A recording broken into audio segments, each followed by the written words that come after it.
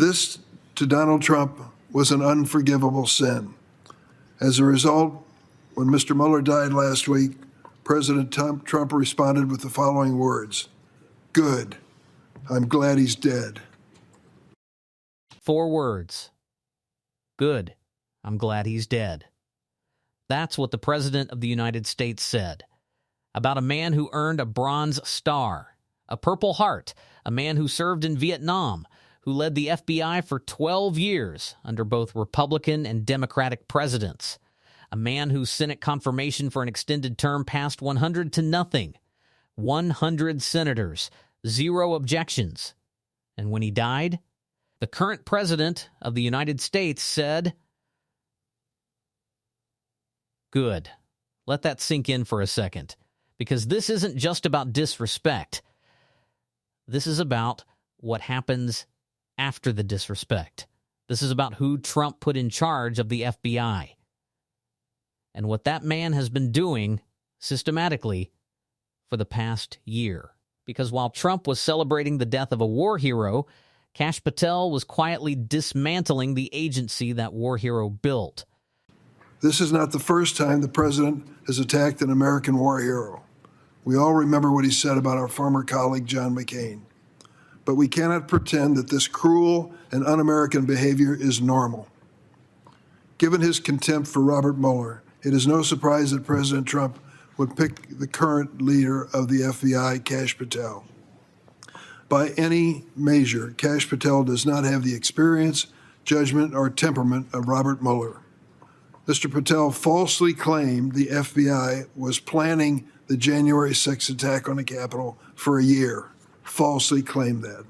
And he produced a song by January 6 rioters who violently assaulted our police officers. Mr. Patel compiled an enemies list of public servants he called government gangsters in his book.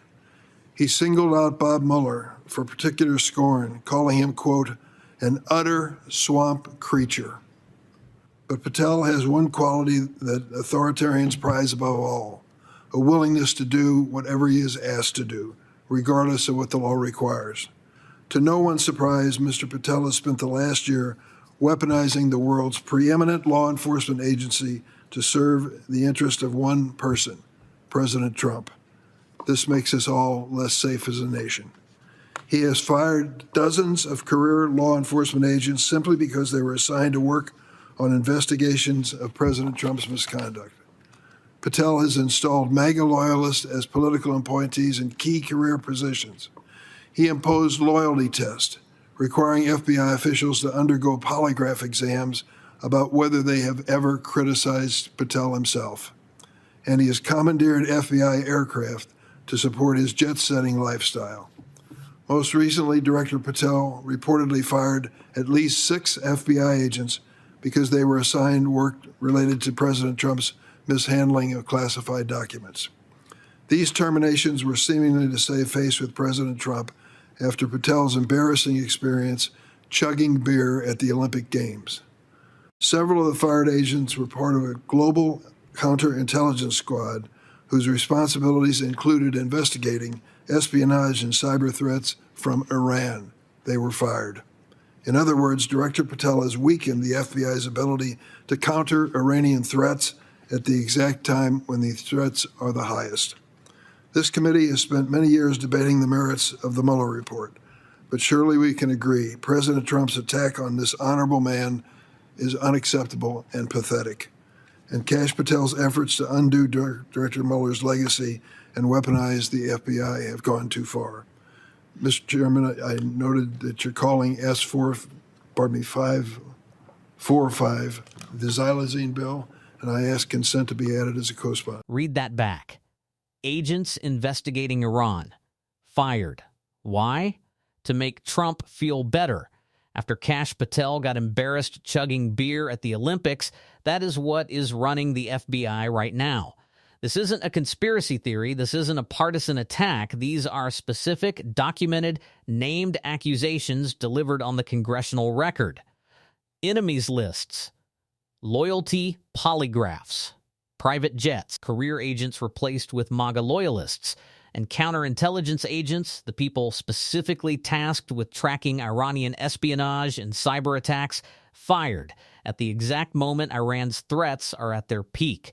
Let's be clear about what this is.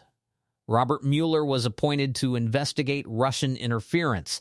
Kash Patel has spent a year making sure no one ever investigates Trump again. And the people who paid the price? The ones protecting you from Iran, from espionage, from cyber attacks. Gone. Because Kash Patel needed a win. After a beer commercial, Robert Mueller served, earned his scars in Vietnam, built the FBI into a modern counterterrorism machine, passed 100-0 in the United States Senate, and when he died, the man in the Oval Office said good. The man he put in charge of the FBI had already called Mueller an utter swamp creature, had already fired the agents who investigated Trump, had already installed loyalists, had already run polygraph tests on his own employees, had already gutted the counterintelligence squad protecting America from Iran. This isn't political disagreement. This is what institutional collapse looks like. It doesn't happen all at once. It happens agent by agent, polygraph by polygraph, termination by termination, until the institution no longer belongs to the country. It belongs to one man. And that man said, good. I'm glad he's dead.